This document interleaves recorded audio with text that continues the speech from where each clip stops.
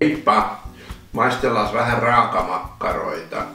Useampikin fani, siis fani on ihminen, joka katsoo mun videoita, tää on tällainen amerikkalainen lähestymistapa tähän asiaan, on pyytänyt mua siis testaamaan raakamakkaroita ja mä lähdin sitten selvittelemään, että mitäs tuolta markkinoilta löytyy. Ja en mä löytänyt kuin 2 sorttia. Mulla on tässä HK Livorno Luigi ja Adrian Artesani Chorizo raakamakkara. Siis netin mukaan on muitakin olemassa, mutta valikoimissa ei nyt kuitenkaan näissä meikäläisen 3 kaupassa eli Lidlissä, S-Marketissa ja K-Kidy-marketissa niin ollut. Mutta maistellaanpa nämä 2 nyt sitten edes. Tää HK Livorno Luigi, Livornohan on siis kaupunki Välimeren rannalla Italian Toskana maakunnassa. Mä säästän teiltä googlaamisen. Niin siis maksoi 4,29 280 grammaa, kilohinnasta tulee 15,32, kun Adrian Artesani Chorizo maksaa sit jo 20,79, eli on 25% kalliimpi. No joo, lihapitoisuus Luigissa, joka saa jo melkein lisäpisteitä tästä hyvästä nimestä, on 90%. Se on laktoositon, gluteeniton, välimerellinen artesaanimakkara ja testivoittaja. Mikä testivoittaja? Tällaiset testivoittaja, niin kuin ilmoitukset ja väitteet pakkauksessa, niin ne on mun mielestä täysin arvottomia, jos ei ole kerrottu, että minkä testin se on voittanut. Sitä ei ole tässä kerrottu. Mäkin olen testivoittaja, mä oon monta testia voittanut. Verenpainetestiin ja verikokeet ja kaikkea muuta. Cooperin testissä voitin itteni. No joo, mutta tää siis Livorno Luigi, suomalainen porsaanliha 9 grammaa, ei kun siis prossaa, vesi, jodioitu suola, valkosipuli, oregano, timjami, korianteri, rosmarini, tää koko yrttitarha tungettu, musta ja valkopippuri, aromit, savu, stabilointiaine, hapettumisen estoaine, säilöntäaine ja koko soosi on tungettu lampaan suoleen.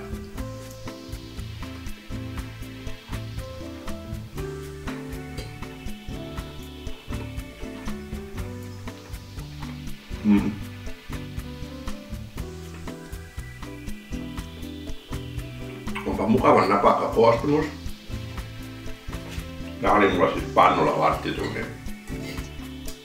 Hyvän makuinen. Vähän semmonen kipsakka, vähän, ei tulinen, mutta pikkasen potku, ihan pieni potku. Ja tasapainoinen, todella yrttinen maku.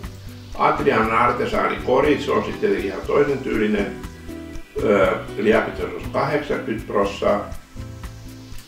Viljaporsaanliha, vesi, silava, jodioitusuola, mausteet, savustettu paprika, valkosipuli, chili ja oregano. Sitten on temppuaineet ja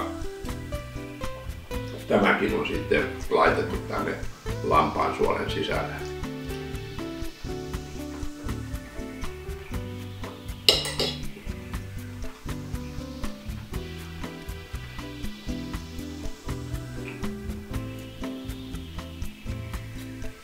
Kivasti vähän potkuu tässäkin.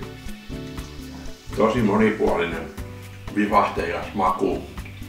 Hyvä suutuntuma. Mutta selvästi massa on niin jauhettu hienommaksi kuin tuossa Livorno Luigissa.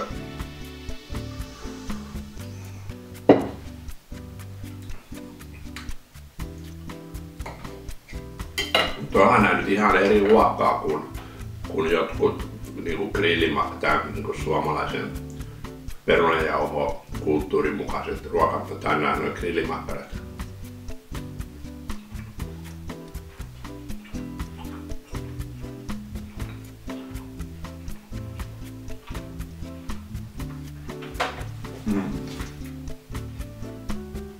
Livorno Luigissa on hyvä tekstuuri, hyvä rakenne. On kyllä mahtava makuinen, hei. Siis jos tykkää.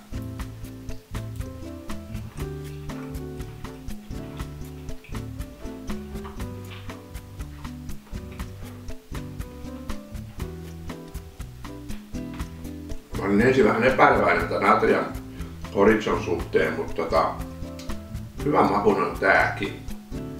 Nyt jos näistä sit pitäisi niinku arpoa voittaja, niin ei onnistu. Näissä on molemmissa tosi hyvä rakenne. Molemmat on lampaan suolessa.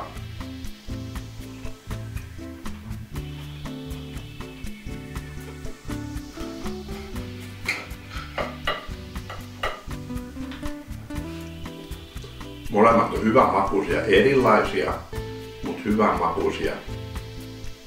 Todella runsaan makuisia. Ihan erilaisia kuin nämä meikäläisten grillimakkarat.